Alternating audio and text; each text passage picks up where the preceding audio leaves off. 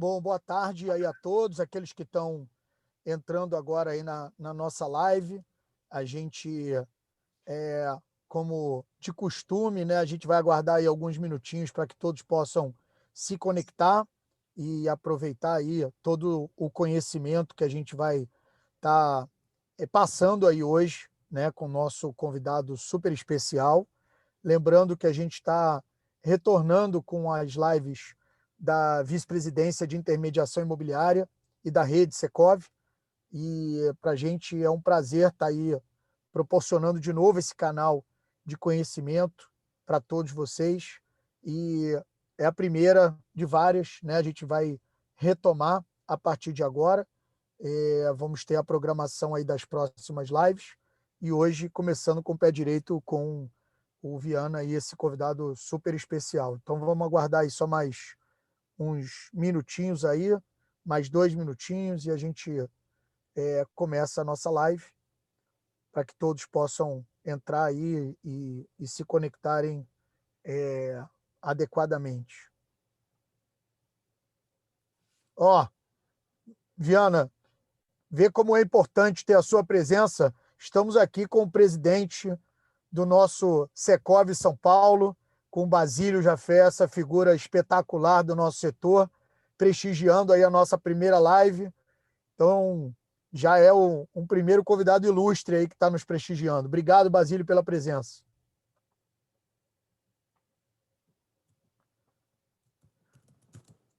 Bom, pessoal, vamos então começar.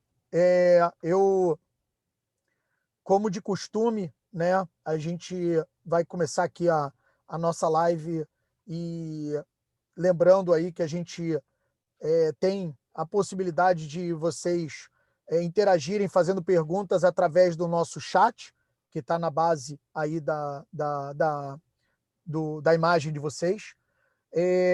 Primeiro, agradecer aí também a presença de vocês todos. Vamos reiniciar nossa sequência de lives da Vice-Presidência de Intermediação Imobiliária e Marketing aqui do Secov.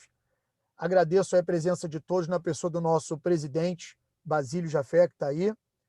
Queria dar boas-vindas a nossos novos associados do Secov São Paulo, a BSP Empreendimentos Imobiliários, a LPG Negócios Imobiliários e a MC Campos Imobiliária, né? Então, novos associados que se juntam a essa grande família do Secov. Agradeço, né, aos meus companheiros, colegas de batalha, Ricardo Paixão e Nelson Parisi, ambos meus companheiros aí dessa luta da Rede Imobiliária Secov, da Vipim, e, obviamente, agradeço também ao nosso querido convidado aí de honra para começar com o pé direito as nossas lives, o Zé Viana, presidente do Cresce São Paulo. Começando sempre a nossa live apresentando os resultados do nosso termômetro, né, como já é tradicional aqui da nossa live. Eu vou compartilhar com vocês a tela. Lembro que esse é um termômetro que a gente acompanha as informações semanalmente do nosso mercado. Então, esses números aqui são desde o início lá dos decretos de quarentena, dessa nova etapa aí de fechamento das atividades, né? Das nossas empresas que responderam ao questionário, para vocês terem uma ideia, 80% trabalham com gestão de locação e 60% trabalham na comercialização de imóveis novos e usados. Lembro que a gente faz uma avaliação das 4 etapas da jornada de compra e venda de imóveis e também da locação. A jornada é o atendimento, né, o agendamento de visita, proposta e o fechamento. Essas são as 4 etapas que a gente vai ver aqui, lembrando como a gente fazia no passado. Então, primeiro, o slide aqui, a gente vê aqui o comportamento de atendimento a clientes interessados em comprar imóveis desde lá do final de março até agora, essa primeira quinzena de abril. Teve um comportamento onde a curva preta sempre é a curva das imobiliárias que perceberam uma redução no volume de atendimentos. A curva laranja, as imobiliárias que perceberam uma manutenção nesse volume de atendimentos. E a curva azul, as empresas que perceberam um aumento, né? Então, a primeira mensagem que a gente vê é que, obviamente, o início, como no ano passado, teve uma queda vertiginosa, né? Ou seja, 58% das empresas que responderam à nossa pesquisa perceberam uma queda no atendimento, e essa queda ela foi diminuindo ao longo das semanas com a adaptação novamente das imobiliárias, dos nossos corretores a essa jornada. Quando a gente olha para o agendamento de visita, né, que é a segunda etapa, então a gente percebe que aí ainda tem um volume grande de imobiliárias que perceberam uma redução, né? Ou seja, nessa última semana, 46% das imobiliárias que responderam a pergunta viram uma redução no seu volume de agendamentos em comparação à semana anterior, e somente 18% viram um aumento. Na terceira etapa da jornada, que é o número de propostas, a gente percebe aí, de novo, né, um volume grande, né, um volume aumentando de empresas que perceberam uma redução. Então, essa semana foram 46% vendo uma redução no volume de propostas e somente 9% viram um aumento. E a última etapa, que é a venda, né, que é a concretização de toda essa jornada, nessa última semana, 36% viram uma redução comparando com a semana anterior e somente 9% viram um aumento. Vamos lembrar que esse é uma informação fundamental para que todos vocês avaliem como está sendo o comportamento da sua empresa, da sua localidade, da sua atuação em relação ao mercado que a gente mostra aqui na cidade de São Paulo. Quando a gente olha para a jornada de locação, o que a gente percebe, né? Que exatamente como a gente viu na jornada de compra e venda, houve aí uma redução drástica no início, menor do que na compra e venda. Vamos lembrar que na compra e venda no início a gente teve 58% das empresas viram uma redução. Aqui na locação foram 42% das empresas. Um comportamento também similar ao início dos decretos de quarentena no ano passado, ou seja, a compra e venda sentindo mais do que a locação num curto prazo. Na segunda etapa da jornada de locação, que é o número de visitas, a gente vê aqui que 54% das empresas perceberam uma redução dessa semana em relação à outra e somente 8% viram uma melhora. No número de propostas, 31% viram uma piora e 15% viram melhora. Agora a gente vê aqui que mais da metade percebeu uma estabilidade comparando uma semana com outra. E na última etapa da jornada, que é o número de fechamento de locações, um comportamento parecido com a etapa anterior, 61% viu uma estabilidade comparando com a semana anterior. Vamos ver que lá no início da nossa pesquisa, quando a gente começou os decretos novamente de encerramento das atividades, mais ou menos um terço tinha visto estabilidade, um terço já via redução e um terço estava vendo melhora. Olha como o volume de imobiliários que perceberam melhora reduziu drasticamente da primeira semana para essa última semana da pesquisa. A gente começa a ver de novo um volume de solicitação de descontos na carteira de aluguel, né? Então, hoje, nessa última semana, 42% dos inquilinos das carteiras das imobiliárias que responderam a nossa pergunta já solicitaram um desconto.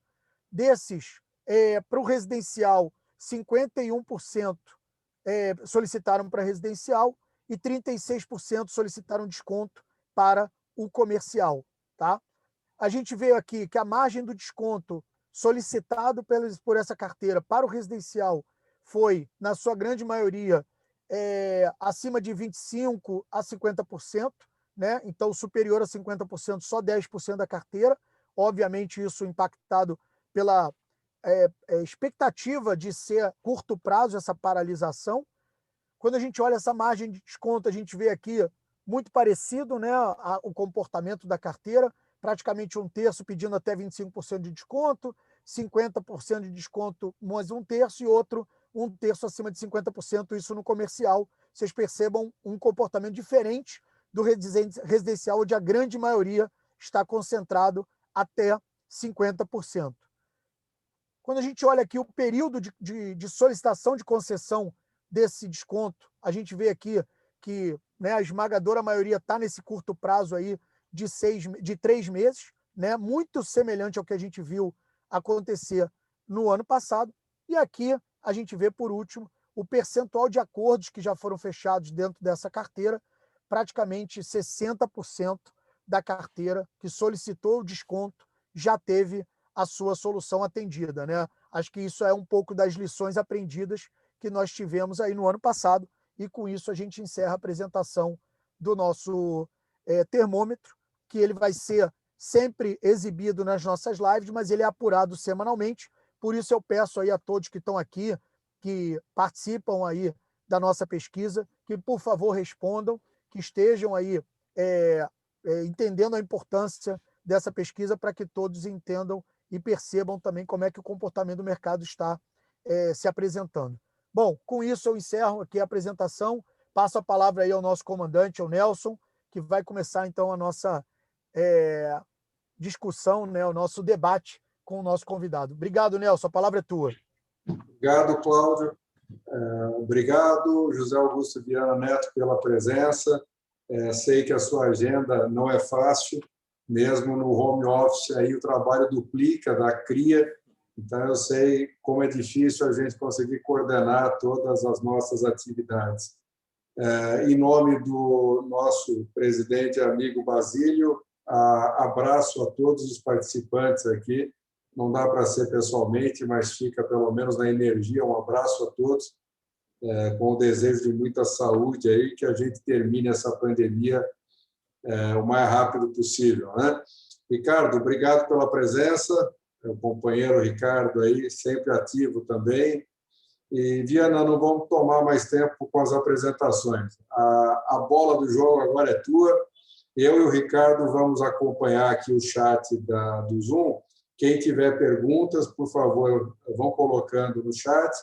Eu e o Ricardo, no final da apresentação do Viana, a gente vai selecionar as perguntas, vai agrupar por tema e passamos para ele responder, ok? A ideia aqui é ele trazer para a gente um pouco da visão dele, do Cresce, em relação a todas essas novidades que estão ocorrendo no mercado e de que forma aí a gente pode se preparar para poder enfrentar isso tudo, ok? Diana, a palavra é sua. Muito obrigado mais uma vez pela presença. Nelson, eu é que agradeço o convite para estar aqui com vocês. É sempre uma alegria muito grande poder conversar com aqueles que fazem o mercado imobiliário. Quero cumprimentar o Ricardo, que está aqui conosco, o Cláudio Ermolim, que fez a apresentação, e um cumprimento especial ao nosso presidente, Basílio Jafé, que nos dá o prazer da presença, que tem tido aí uma interlocução muito boa com o Cresce, o presidente Basílio. Mas agradecer, né, e falar um pouco a respeito desse mercado, né, novidade e desafios da corretagem imobiliária é uma coisa impressionante. Eu tenho meu escritório, falo dele, estou aqui na Praia Grande, estou no meu escritório aqui, e completei 46 anos com esse escritório, a minha atividade a vida toda foi aqui, e criei a minha família toda no mercado imobiliário. Meus irmãos foram para o mercado imobiliário, minha mulher é corretora, ou melhor, a minha mulher era corretora antes de eu abrir esse escritório aqui, há mais tempo. Meus filhos são corretores, a família toda, né? Sobrinhos. Então, temos uma ligação, uma intimidade muito grande. E na presidência do Cresce, há tanto tempo, né? Eu já estou lá na presidência, há 20 anos, me envolvi bastante, corpo e alma, me dedico exclusivamente, e é impressionante, eu comento com alguns amigos que eu acredito que seja transtorno obsessivo compulsivo, o TOC, né? Porque eu vivo, Cresce de domingo a domingo, WhatsApp, e-mail e videoconferência, não para. Eu chego aqui no meu escritório 7h30 da manhã, ligo o meu link, eu tenho um link fixo, e daqui a pouco começa a entrar gente para conversar, os funcionários do Cresce, e começam a responder, e passo o dia aqui inteirinho envolvido com questões relacionadas ao Cresce, ao mercado imobiliário, e te digo que me deu uma visão, né? Uma visão que eu acredito que pouca gente possa ter por essa dedicação exclusiva.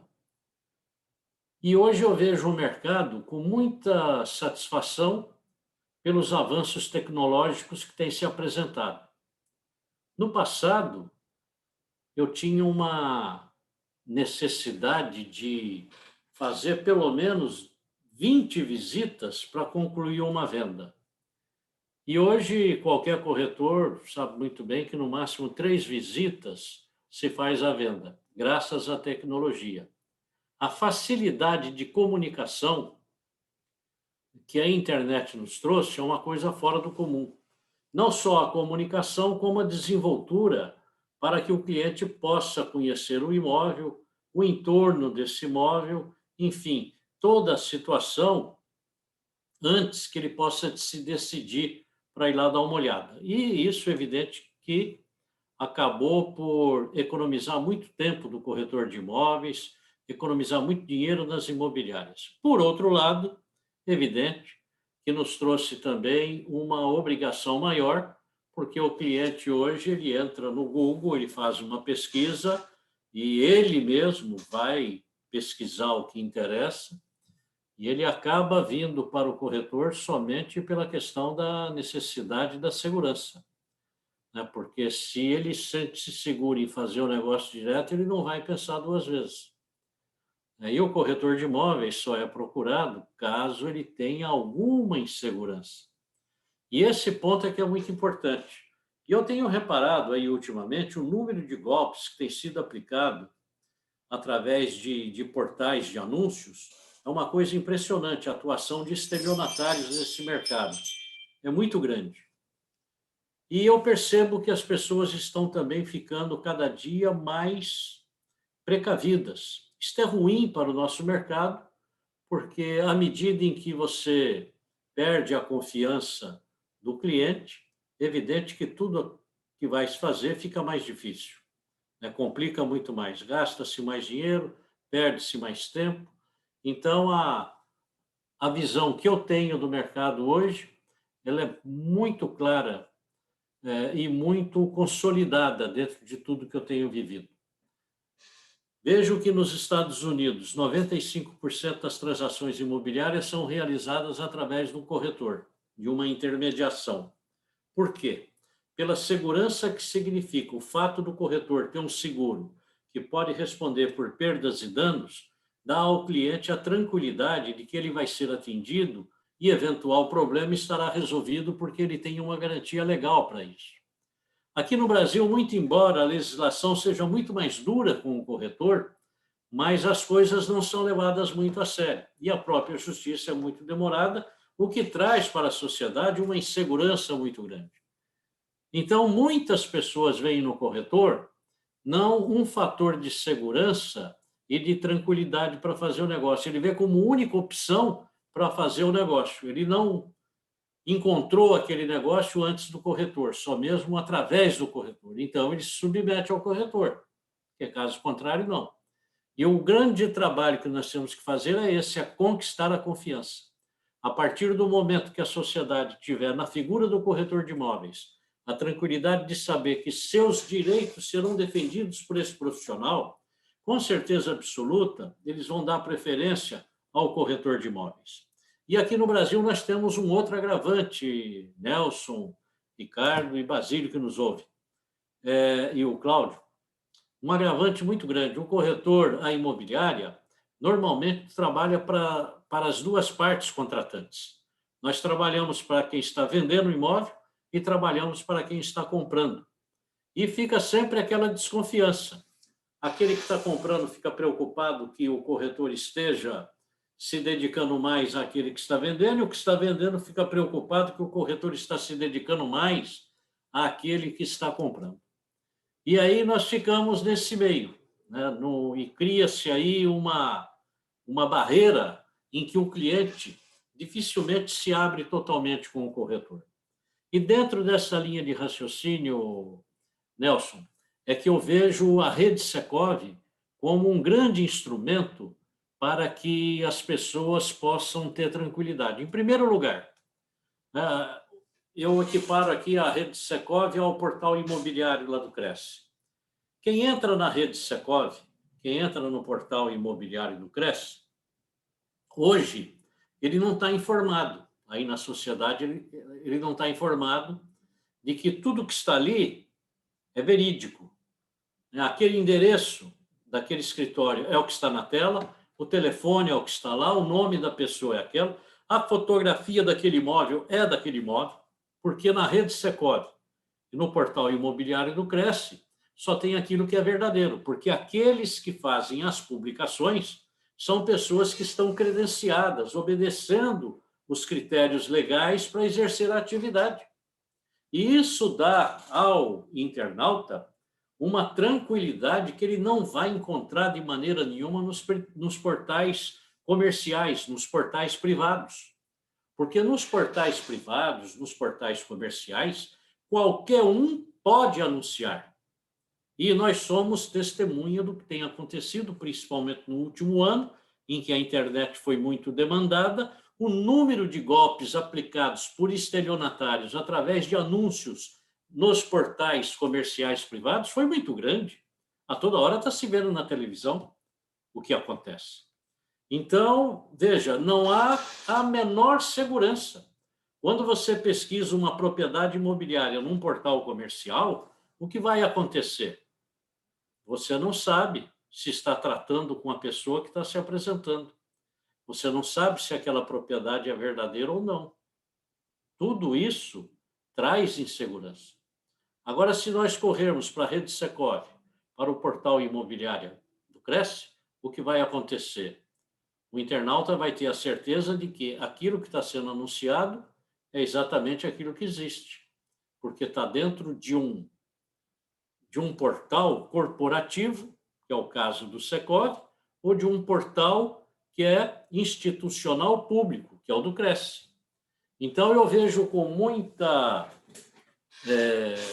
esperança o Cresce agora, a partir do dia 20, começa a divulgar. Primeiro vai ser pela Rede Globo de televisão, já temos agendado, do dia 20 de abril ao dia 10 de maio, chamadas nos principais jornais da Globo, com uma propaganda, uma mensagem do portal imobiliário e do aplicativo Cresce, para que as pessoas da sociedade possam baixar o aplicativo e ter o aplicativo em seu smartphone, e quando quiser pesquisar propriedade imobiliária, ele já está com o aplicativo ali, clicou, vai estar dentro do portal e contato com os milhares de corretores que estão lá cadastrados no Cresce. Então, esta é uma ferramenta que nós estamos disponibilizando para a sociedade para que o cidadão possa procurar o corretor de imóveis, procurar o imóvel e ter a certeza de estar falando com a pessoa que está se apresentando. Dentro de um ambiente sadio, seguro, que não tem no mercado. Então, nós temos a convicção de que nós vamos primeiro uma campanha na Rede Globo, depois vamos para a TV Record, vamos para a TV Bandeirantes, esses principais canais de televisão. Durante alguns meses, nós estaremos com as chamadas diárias, no sentido de incentivar a população a baixar esse aplicativo. E aí, depois, evidentemente, é que nós vamos analisar a métrica, né? Como é que vai, se isso é bom, se não é, se a população aceitou, né? Se as pessoas aceitaram a mensagem ou não, para poder nos conduzir no caminho futuro.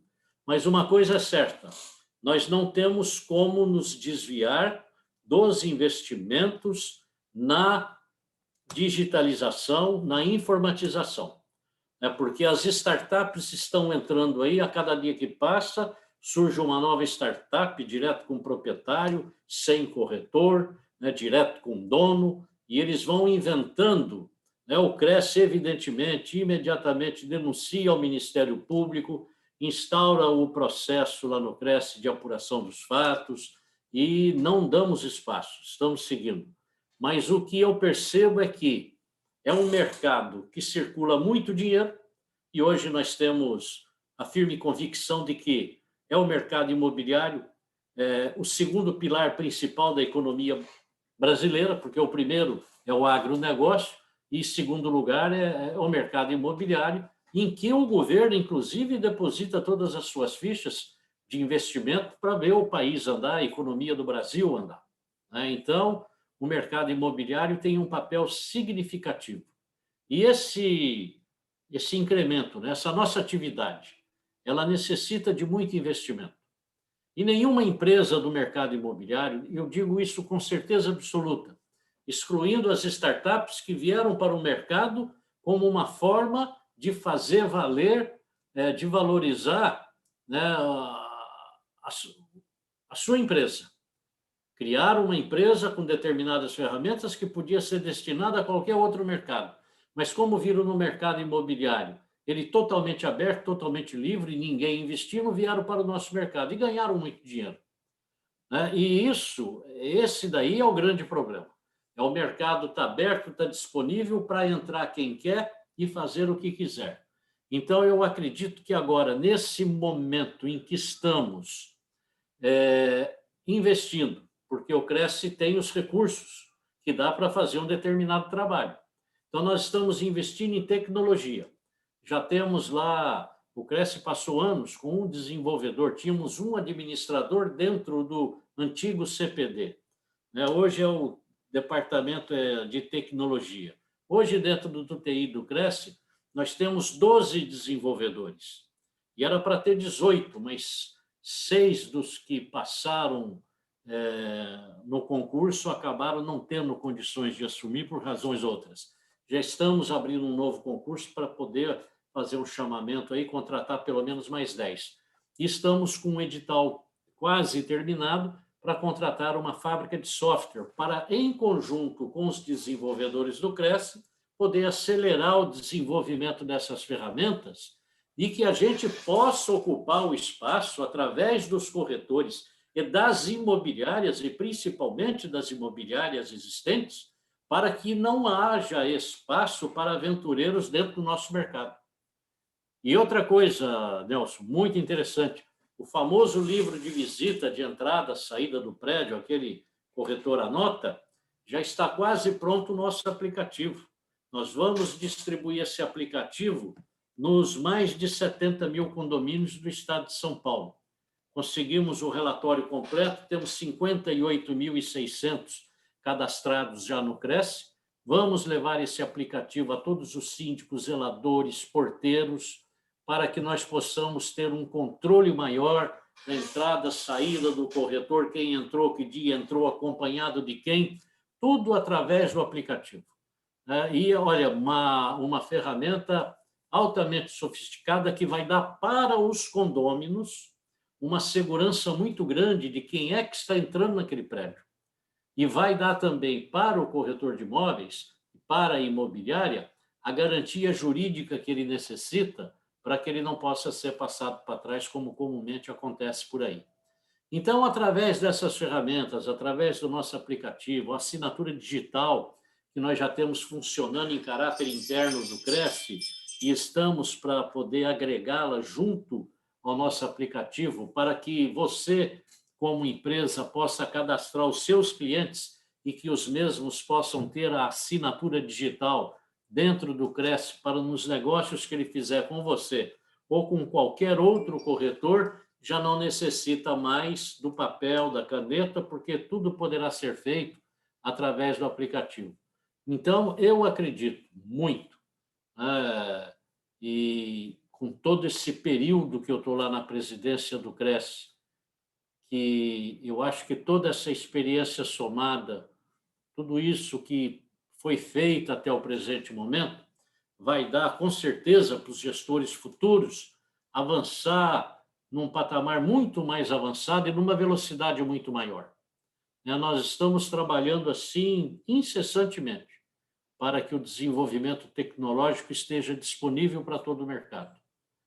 E é importante, Nelson, que as imobiliárias que tenha lá um desenvolvedor ou que pague uma empresa para fazer o seu trabalho, caso queira, nós poderíamos fazer um grupo de trabalho, uma reunião mensal com esses desenvolvedores das imobiliárias, junto com os desenvolvedores do Cresce, para uma análise dos projetos, para que eles possam ser direcionados de uma forma que fique mais adequada ao mercado, na visão de cada uma das empresas. Isso seria de fundamental importância. As empresas que compõem a rede Secov colocar o seu pessoal técnico à disposição uma vez por mês que fosse, para poder conversar acerca desses assuntos, analisar o que está sendo desenvolvido, para acompanhar o que está sendo desenvolvido e, com isso, poder apresentar sugestões para que as coisas possam evoluir cada vez mais rápido. E eu acho, Nelson, que eu já falei demais, né? 6h32, né? Vamos parar o tema é grande, Viana, tem muita coisa aí para tratar. Mas você deu uma boa passada geral. Nós já temos aqui algumas perguntas. Eu vou pedir para o Ricardo, que ele gosta de fazer essas provocações. A gente aqui não chama de pergunta. A gente aprendeu com o Cláudio, que é carioca, um monte de termo novo. Por exemplo, pato na lagoa, sou pato novo na lagoa, vamos fazer provocação. Então, eu estou aprendendo com o Cláudio aqui um vocabulário todo novo, né, Ricardo? O Cláudio já até abriu o microfone. Quem sou eu? Quem sou eu? Eu aqui, Viana, já falei, eu sou pato novo. Aqui são duas feras, o Nelson e o Ricardo. Eu aprendo a cada segundo, o Viana. Eu preciso pagar couvert artístico para estar com eles. A palavra aqui que eu mais aprendi com o Cláudio é meu irmão. Ô, meu irmão. Meu irmão, meu irmão. É meu irmão. Ricardo, faz aí, consolida aí algumas perguntas. Tem bastante coisa boa aí que eu já li. Legal. E aí, começa aí. Dá trabalho para o Viana aí. Dá um trabalhinho para o Viana aí, Ricardo. Vamos fazer algumas provocações aqui. Boa tarde a todos os colegas aí. A gente está com um número de participantes bem interessante. É um tema que toca a todos, a gente saber dos desafios, das novidades, especialmente pela entidade que nos representa como corretores, a autarquia, o Cresce. O que eu quero colocar aqui, pegando um pouquinho das provocações que vieram do chat e também do que a gente tem conversado com muita imobiliária, especialmente na rede Secov, a gente observa que as empresas e os profissionais imobiliários, eles estão aí no meio de uma transformação. Toda aquela transformação que já aconteceu há algum tempo com outras verticais, com outros setores, parece que está acontecendo agora com o mercado imobiliário. A gente percebe que o mercado imobiliário é a bola da vez da transformação, especialmente da transformação digital. Então, quando a gente olha para o mercado, seja aquele imobiliário, aquele profissional, ou por convicção, ou por necessidade, ele está vislumbrando uma transformação. E essa transformação não é porque a gente quer, é uma demanda do consumidor, é uma demanda do cliente. Ele quer serviços mais velozes, mais fluidos, mais precisos. A gente, durante muito tempo, de fato, a gente defende a bandeira, especialmente as imobiliárias, de fazer um negócio imobiliário com ela por causa da segurança. Porém, não para mais de pé a gente apenas defender a segurança. A segurança está virando uma commodity, ela tem que existir a segurança para que saia o negócio imobiliário. Isso é indiscutível. Mas hoje o cliente também quer uma jornada de venda, o proprietário quer uma jornada de venda mais fluida, mais aderente com os tempos atuais. E o jornada de compra, o comprador também quer uma jornada mais fluida. E todos nós concordamos que um mercado mais pujante significa um mercado mais eficiente. Nos Estados Unidos, a gente tem um tempo médio de venda entre 60 e 90 dias, venda de um imóvel. Aqui no Brasil é de 400 e poucos dias.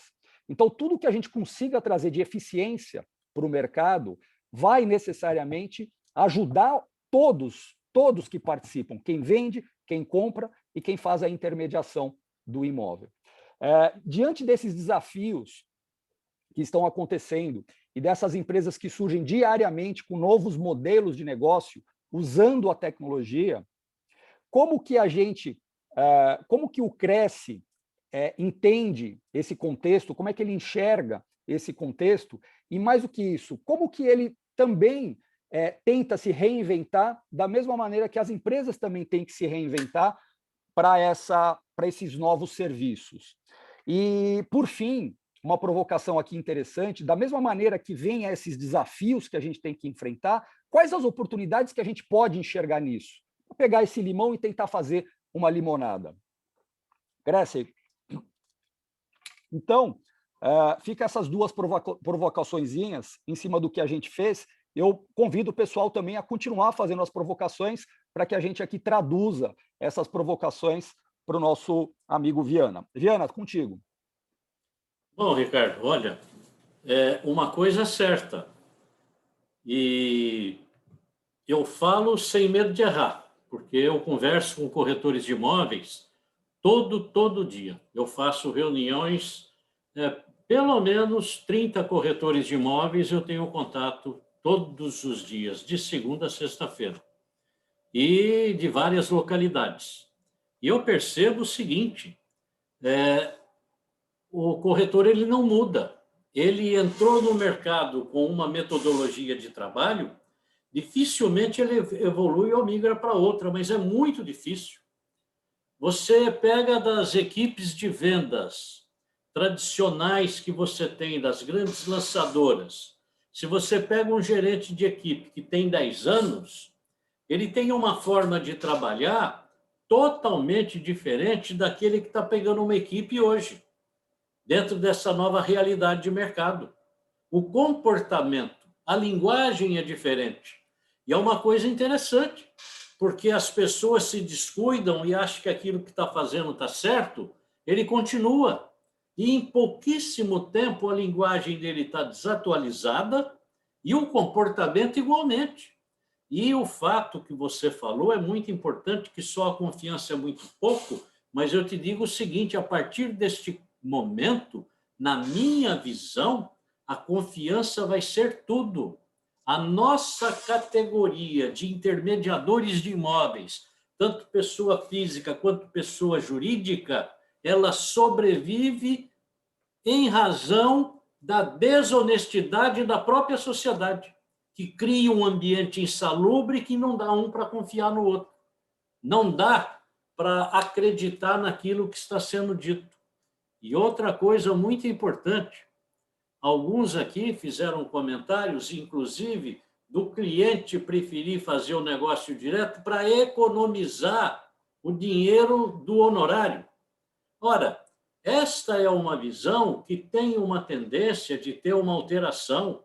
As pessoas vão incluir no seu orçamento, que não fizeram até hoje, o honorário da intermediação, porque ele está se mostrando necessário. O número de documentos necessários para uma transação imobiliária chegou a tal forma de ser tão grande e as derivações nesses documentos em razão das questões encontradas, quando você tira uma certidão, você verifica a necessidade de outras 3, 4 consultas diferentes para poder proporcionar segurança para o cliente. No passado, jamais eu imaginava da necessidade de tirar uma certidão trabalhista do condomínio para saber se ele estava sendo processado ou não por algum ex-funcionário. Jamais me passou pela cabeça verificar se o INSS do condomínio estava em dia ou não. Até que, como corretor, eu sofri esse problema no mercado e tive que justificar para o meu cliente. Então, eu percebo que a cada dia que passa, a complexidade vai aumentando, a habilidade dos desonestos, a tecnologia, da mesma forma que ela nos ajuda a ser mais ágeis, mais transparentes e seguros, por outro lado, ela traz uma série de inconsistências difíceis de serem vencidas, porque, da mesma forma, o mal-intencionado procura desenvolver as suas ferramentas. Então, eu acredito, Ricardo, da seguinte forma: o ser humano de hoje, ele não tem diferença do ser humano bíblico, do ser humano romano, de jeito nenhum, da antiga Roma. Todos somos seres humanos, todos os vícios, hábitos, costumes estão aí. Mas uma coisa é certa: a tecnologia vai criando determinados atalhos, determinadas facilidades. E aqueles que estão no mercado hoje, eles não podem ficar um período, pequeno que seja, sem acompanhar essa evolução, sem acompanhar o desenvolvimento da tecnologia e a alteração da linguagem. Então, é muito difícil. E as pessoas se habituam. Pega um gerente de equipe, fecha aí 4, 5 negócios por semana. Ele faz isso durante um ano, ele já não quer mais saber de acompanhar a evolução. Ele acha que ele chegou no top, que aquilo ali está uma maravilha. E aí ele começa a ficar para trás. Vem chegando os mais novos e vão ocupando o mercado. né? Então, eu acho que a persistência no acompanhamento, o estudo constante, né, o acompanhamento constante da evolução é muito interessante. Eu vi que um colega colocou aí no chat que documento qualquer um pega em qualquer lugar, que é muito fácil. É verdade. Qualquer um pega, apertou um botão, pega. Mas eu quero saber se ele sabe qual documento que ele tem que pegar. Eu quero saber se o cidadão comum sabe qual documento que ele precisa pegar para saber se um cidadão está interditado pela família ou não. Quero saber se um cidadão comum sabe pegar uma certidão de estado civil, de solteiro. Tem uma série de questões envolvidas no negócio imobiliário que o cidadão comum não sabe. Tanto não sabe que quantas vezes chega advogado acompanhando partes no escritório e a gente tem que explicar para o advogado como é que é, porque o advogado veio como advogado de confiança, mas da transação imobiliária em si ele não conhece. Pode ser um excelente advogado lá numa série de questões, mas no direito imobiliário ele não tem a vivência que tem um corretor. Eu queria aproveitar essa brecha, Viana, queria aproveitar essa brecha até do comentário desse nosso colega, que ele colocou também essa parte da documentação, e aqui a gente está vendo aqui duas linhas de pensamento. Uma linha de pensamento que entende que seria importante ter uma legislação que obrigasse a participação do corretor numa venda ou de uma tal exclusividade. E tem uma outra linha que acredita que isso não é possível hoje em dia. A sociedade não está aderente a essas decisões de cima para baixo, top-down, onde você põe um decreto, uma lei, e em que a sociedade tem que aceitar um profissional porque está na lei, e não porque esse profissional agrega valor ao serviço. Então, a gente tem esses dois polos entre aqueles que acreditam que tem que existir uma lei para o corretor transacionar, fazer parte da transação, obrigatoriamente por lei, e tem um outro lado que acredita que esse profissional tem que ser escolhido pela sociedade, porque a sociedade hoje em dia não está muito afeita e o legislador também não está com vontade de bancar essa imposição para a sociedade sem que haja necessariamente um serviço agregado que tenha valor. Qual que é a visão do Cresce entre esses dois polos que eu acabei de comentar? Bem, uma coisa, isso é definitivo, né? Querer obrigar a pessoa a se servir de um corretor, de uma imobiliária, para fazer uma transação, é absolutamente impossível. Isso não existe em nenhum país do mundo, em nenhum lugar do mundo. Quantos corretores de Portugal nós tivemos lá reuniões que queriam, de qualquer forma, ter uma lei, pelo menos como a nossa aqui, para poder trabalhar lá, e acham a nossa lei maravilhosa. Lá no Paraguai, conseguiram uma lei, está fazendo 10 anos, uma lei com 2 artigos, uma coisinha frágil. Você vai nos Estados Unidos, não tem lei nenhuma e ninguém quer fazer negócio sem que seja com o corretor, meu Deus do céu. É a confiança, é a certeza de que eu vou ser ressarcido, é que dá ao cliente o direcionamento para o corretor. Eu pesquisei inúmeras companhias de seguro, pedi para criaram produtos que não estavam adequados àquilo que nós necessitávamos. Mas nós precisamos, no Brasil, de um seguro de garantia civil profissional a um custo exequível, que se tivéssemos um seguro para garantir eventuais questões da parte do corretor e os clientes soubessem que seriam indenizados, se a nossa legislação nos obrigasse a trabalhar com seguro, como a legislação americana obriga o corretor a ter seguro, porque se ele for trabalhar sem seguro, lá ele vai preso. Então, aí o cliente tem uma razão. Mas, olha, quando eu assumi o Cresce, foi no início da vigência do Código Civil brasileiro. E ali veio um artigo de que o corretor é responsável por todas as questões que der efeito ao contrato que ele assume lá com o cliente. Olha, o que eu mais recebi dos colegas corretores, olha, o Cresce não fez nada para evitar isso para a nossa categoria, um verdadeiro absurdo nos impor toda essa responsabilidade.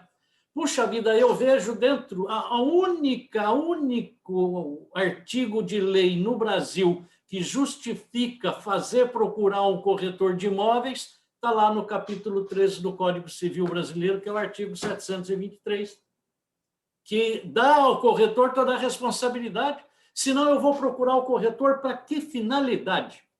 O que é que me interessa um corretor se eu não preciso da garantia jurídica? Ou se ele não me dá garantia jurídica? Eu preciso dele para descobrir um imóvel para comprar? Ora, eu vou no Google e não preciso do corretor. Puxa vida. Agora, bom, eu vou lá no Google. E aí? Quem eu vou encontrar lá no Google para poder me dar segurança? Quem é que está vendendo? De que forma está vendendo? E essa documentação? Ora, eu vejo, e no Cresce nós temos lá inúmeros processos que nos mostram claramente que até colegas corretores acabam sendo vítimas de falsários dentro do mercado, na assessoria de clientes. Não é colega que fez por maldade, por nada, ele foi enganado, ele se deixou enganar, mas de tal forma que você percebe que é impossível, é muito difícil. Agora o cliente procura o corretor para quê? Para ter a garantia de que ele vai fazer um bom negócio. E também temos que levar em consideração, Ricardo, outras questões. O nível de atividades da profissão, ele é muito pulverizado.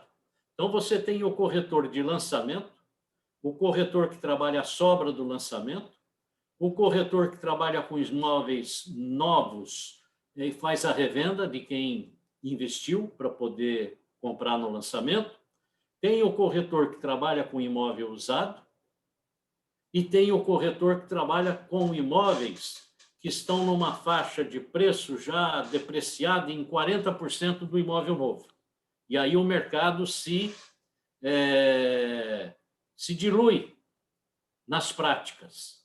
Você pega o corretor que trabalha com venda, com locação, venda e locação residencial, venda e locação residencial e comercial, imóveis corporativos, e aí você vai buscando cada uma dessas atividades, cada uma dessas especialidades requer um perfil de profissional e uma visão de mercado totalmente diferente daquela outra. Não queira comparar um corretor de imóveis que trabalha com imóveis corporativos para grandes hotéis, para bancos, com o corretor de imóveis que trabalha com imóvel de terceiro, numa locação. São universos totalmente distintos que necessitam de práticas totalmente diferentes. Um não cabe dentro do outro.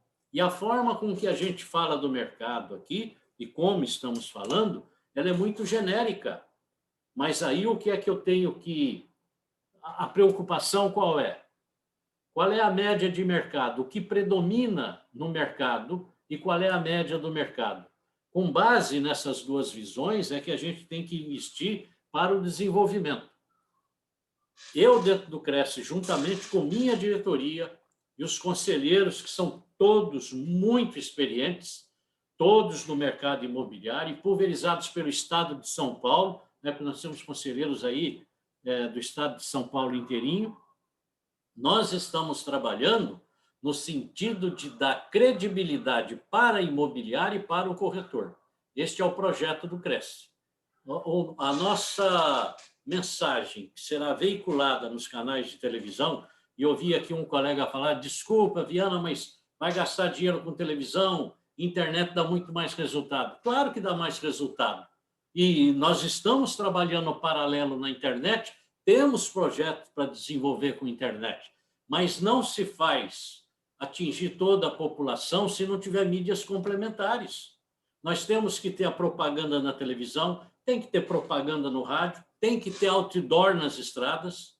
Você vê, esse ano de 2020, nós retiramos o outdoor da estrada, porque sabíamos que não ia funcionar, não tinha frequência de veículos nenhuma para poder justificar aquele investimento. Nós tiramos. Já estamos fazendo a licitação para, quando retornar, a gente ter como colocar os outdoors novamente, porque eles dão um retorno. Então, uma mídia só, ela não funciona. Se fizer só pela internet, também não vai dar certo. Nós temos que distribuir de acordo com o nível de importância de cada uma e verificar nas métricas que nos chegam qual foi o atendimento que teve, para daí fazer novos estudos para novos investimentos. Mas eu acho que tudo justifica. E eu acredito até que o corretor de imóveis, ao ver a publicidade na televisão, ele vai sentir-se mais valorizado e mais interessado nessas ferramentas. E delas também vai passar a fazer uso e recomendar o uso. Então, estou muito esperançoso de que o caminho esteja certo por tudo que vivemos até agora. Desculpa, Ricardo, eu acabei desviando. Não, tranquilo. Eu vou passar a palavra para o Nelson, que vai fazer algumas provocações também.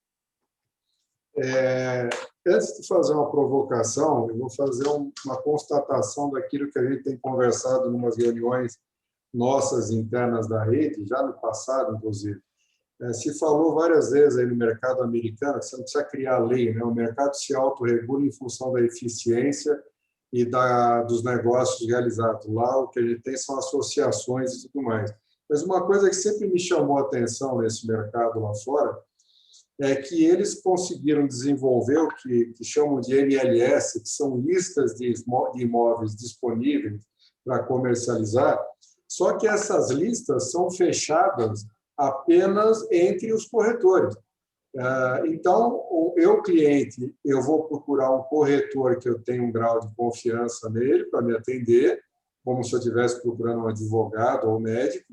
Esse meu corretor vai nas listas, localiza um imóvel com outro corretor e esse corretor me atende e oferece, de repente, 10 imóveis, um de cada corretor parceiro diferente.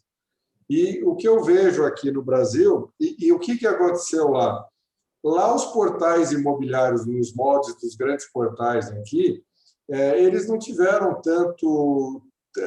não foram tão necessários, porque as listas mantiveram o mercado fechado na mão dos corretores. Então, quem quer vender um imóvel procura um corretor, porque sabe que ele vai colocar na lista e vai encontrar em 90 dias aí um cliente para o imóvel, como o Ricardo falou, enquanto aqui é 5 vezes mais, né? Enquanto nós aqui fizemos exatamente o contrário. Nós continuamos com aquela mentalidade de achar que nós podemos atender os dois lados da operação. Normalmente, nós fugimos da parceria ou do trabalho compartilhado. Nós fizemos dos portais grandes negócios, porque 10, 20 empresas anunciam o mesmo imóvel, então o portal cobra 20 anúncios do mesmo imóvel, e aí depois nós reclamamos que a gente não quer que o cliente faça negócio sozinho. Ou seja, nós fizemos uma bagunça desse mercado, né? Então, isso é uma constatação, não sei a sua opinião a respeito, mas é assim que eu vejo. Mas, para não deixar uma pergunta muito boa aqui, e que tem sido tema recorrente nos últimos tempos, o Gabriel, da Next Homes, coloca a seguinte pergunta, Viana. Presidente, as grandes plataformas digitais capitalizadas vêm avançando sobre o mercado imobiliário, com práticas concorrenciais duvidosas, tais como computação de porteiros, zeladores, compra de cadastro, compra de indicação, redução de comissionamento, etc., né? Utilizando-se do poder econômico e estratégia com a concorrência predatória deles, sufocando os escritórios imobiliários. Ou seja, a grande maioria dos nossos escritórios são escritórios pequenos, que não têm os milhões que esse pessoal tem para investir, né? Então, a pergunta dele é assim, o que o Cresce está fazendo ou pode fazer para barrar essa concorrência predatória? E até no comentário dele, em breve, seguindo-se desta lógica, restarão poucas empresas imobiliárias, porque o capital que esse pessoal tem para investir, e enquanto nós trabalhamos para darmos algum lucro que é necessário para sobreviver, essas empresas podem passar anos trabalhando no prejuízo e sendo capitalizadas. Então, o que o Cresce está fazendo, que conhecimento que tem disso, e o que pode fazer para ajudar nossas empresas a se manterem ativas? Bom, Nelson, é o que eu já comentei, né? O Cresce está lá, ele tem uma estrutura. Nós temos um departamento de TI, temos desenvolvedores que estão lá trabalhando dentro da ótica da diretoria, porque é a nossa visão, ela está sendo desenvolvida, estamos desenvolvendo ferramentas digitais para poder concorrer com essas startups que vêm para o mercado como startup, entram no mercado imobiliário por encontrar um campo fértil de não ter uma concorrência à altura. A partir do momento que o CRES investe recurso nesse desenvolvimento, evidentemente que nós vamos ocupar esse espaço e dificultar a vinda desses aventureiros para o nosso mercado. Agora, o que todo mundo diz é da grande quantidade de startups e de empresas atravessadoras que buscam tirar o corretor do negócio, que entram no mercado. Acontece que as que entram, logo em seguida saem, e aí você vê aparecer outra, e a cada dia vai aparecendo, e aquela que apareceu mês passado já não existe mais. E você vê que aquelas que permanecem sem a menor expressão do mercado. Elas não estão conseguindo ter sucesso porque a sociedade brasileira já está se conscientizando da necessidade da assessoria nos seus negócios. Aqui nós temos uma dificuldade muito grande, que é, para mim, uma das mais complexas, é nós trabalharmos para comprador e vendedor ao mesmo tempo. Nós não temos um cliente, nós estamos assessorando duas partes que têm interesses antagônicos. O que quer comprar quer pagar menos, o que quer vender quer ganhar mais. E aí o corretor está no meio e tem que trabalhar dando assessoria para ambas as partes de forma desinteressada e defendendo o direito de cada um é muito complexo. Se, como o colega publicou aqui nos Estados Unidos, é o corretor do comprador e o corretor do vendedor. Cada um defende o interesse do seu cliente e os corretores conversam entre si e chegam à conclusão para que os clientes assinem o contrato e pronto. É uma outra realidade. Um colega comentou, criar seguro para arranjar mais despesa para a gente. Olha, com todo respeito ao colega, mas é uma visão totalmente errada, porque se você tem um seguro, você vai ter 10, 20 vezes mais clientes do que você tem sem o seguro. O seguro é uma coisa irrisória perto do lucro que você passa a ter e do seu valor moral dentro da sociedade como profissional. As pessoas se esquecem. A nossa profissão começou em 1962. 27 de agosto de 1962. Vamos completar 60 anos de profissão e a profissão não está consolidada no mercado. Isto porque as práticas inadequadas, as práticas aéticas, as práticas desrespeitosas e principalmente do público interno, do corretor para com o corretor, elas vêm sendo presentes nas atividades aí direto, e os processos do CRES estão lá para mostrar. O colega que vai lá e faz a captação com a placa do outro que está no imóvel, ele passa do carro na rua, ele vê a placa no imóvel, ele para, anota o endereço e depois vai procurar descobrir o endereço do dono para poder fazer a captação daquele imóvel. E é tão vil este comportamento que a pessoa que faz acha até que isso não é nada e não está errado. Um comportamento desrespeitoso, sem ética nenhuma, que está na nossa própria lei, que você não pode ir lá interferir no negócio do colega, e ele vê a placa, a primeira coisa que ele faz é correr atrás do proprietário para pegar o imóvel, em vez de procurar o colega para fazer uma parceria. E isso é tão arraigado na nossa sociedade que as pessoas acham comum, que não é. E você pega hoje, nos tempos atuais, na época da pandemia, tem denúncia do CRES de corretor de imóveis que foi lá no prédio, arrancou a placa do concorrente e botou a dele no imóvel. E olha só, sem estar autorizado pelo dono. Então, como é que você quer? E a sociedade está vendo isso. Esse comportamento é nefasto, ele mata o prestígio da nossa profissão. Então, tudo na nossa atividade, a atividade da intermediação imobiliária, é seriedade e honestidade. Mais nada. É simples. A tecnologia é complementar a isso. Mas a seriedade e a honestidade com o cliente e com os colegas é extremamente necessário. Mas não é isso que a gente vê no mercado. Infelizmente, os cursos de formação de corretor deixam muito a desejar. Não explicam com profundidade a importância da atividade profissional e o que ele representa dentro da transação imobiliária. É tudo muito superficial, com um único recado: ganhar dinheiro. E cada vez mais fácil. Esse é o único objetivo. E não é assim. Nós sabemos que para construir uma profissão necessita de tudo aquilo que possa dar prestígio para a pessoa, né? E a questão ética, a seriedade, a honestidade, a transparência, ela é muito importante, mas ela é dificílima de ser implantada, porque o imediatismo na busca do recurso financeiro suplanta tudo. E as pessoas se deixam levar. Então, eu tenho essa visão de forma muito clara. Diana, eu vou fazer uma perguntinha rápida e nós vamos ter que encerrar, porque a conversa aqui, pelo que eu vi, daria para a gente seguir mais 1 hora ou mais. Mas, infelizmente, a gente tem que respeitar os horários. A minha pergunta é a seguinte: você acredita que o que nós temos hoje de legislação e de código de ética atende às situações que estão ocorrendo no mercado? Ou seja, você consegue, como presidente, e eu sei que você tem que estar calcado na legislação e no código de ética para poder atuar, te dá ferramenta suficiente para essas autuações e constatações, ou a gente precisaria modernizar alguma coisa nisso para poder melhorar a atuação dos corretores e o profissionalismo do setor? Eu acho o seguinte, né? Tudo na vida evolui.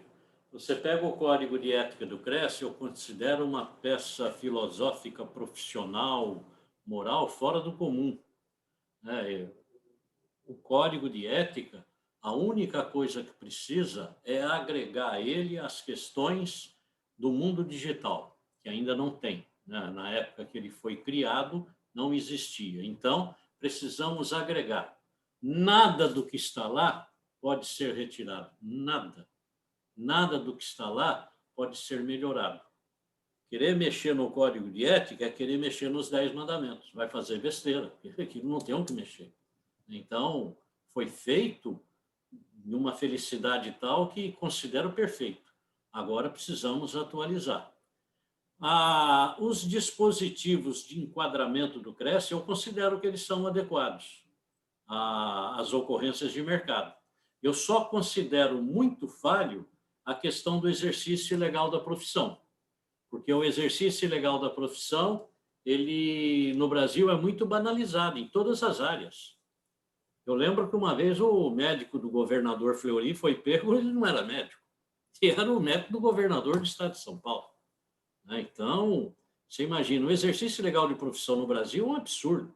Aqui na minha cidade, na Praia Grande, há um tempo atrás, foi flagrado um advogado que exerceu a atividade aqui durante 10 anos, e ele não era advogado, ele usava a inscrição da mãe dele. Então, aí você pega em tudo há esse problema do exercício ilegal da profissão. E o exercício ilegal da profissão no Brasil, ele não é criminalizado. Tem um projeto de lei na Câmara, que já está quase há 20 anos lá, vai e volta, passa de uma comissão na outra, um grupo vem daqui, segura dali, que criminaliza o exercício ilegal da profissão de engenheiro, de médico e de advogado. E eu, quando fui presidente do Fórum dos Conselhos Profissionais lá em Brasília, fiquei 10 anos tentando colocar todas as demais profissões, porque se criminalizar, aí fica mais sério. Mas você pega hoje um cidadão que não é corretor, ele entra com uma ação na justiça, porque intermediou um negócio e a parte não pagou a remuneração, o juiz vai dar ganho de causa para ele, como acontece várias vezes. É certo que depois o juiz denuncia ele ao CRES pelo exercício da profissão, irregular da profissão, mas que depois é uma pena irrisória. Diana, a gente vai ter que marcar outra reunião, porque o tema tem bastante coisa. Eu peço desculpa, porque essa ferramenta tem que ser usada na sequência por uma outra VP do Secov também, uma reunião na sequência, e então a gente vai compartilhando. Eu vou pedir avisar o pessoal que está participando que essa live é gravada e depois vai ser informado lá o endereço, amanhã, provavelmente, ela fica lá disponível dentro do site do Secov, aí o pessoal informa para vocês onde pode ser acessada para ser revista. E eu vou pedir para o companheiro Pato Fora da Lagoa, aqui, o Cláudio Ermolim, que faça o encerramento para a gente. Está na escuta, Cláudio? Está mudo. Eu ia chamá-lo para encerrar, mas vamos lá. Vamos tentar marcar uma próxima, né, Viana? Vamos ver se a gente consegue, daqui a um certo tempo, marcar uma próxima para a gente debater um pouco mais tudo isso. O teu pessoal está nos assistindo também, espero que eles aproveitem os comentários que foram feitos no chat, que é a visão dos colegas também, e ver de que forma isso pode nos ajudar. Mais uma vez, Diana, muito obrigado pelo seu tempo, pela sua disposição de participar conosco.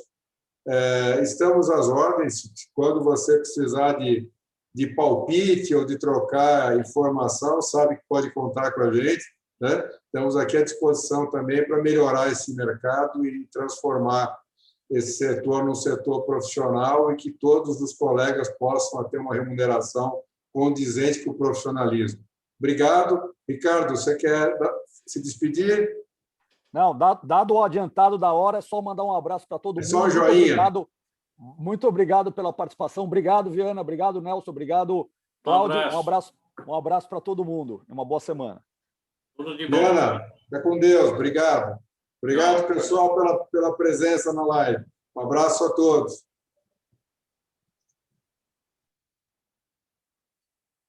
Tudo de bom.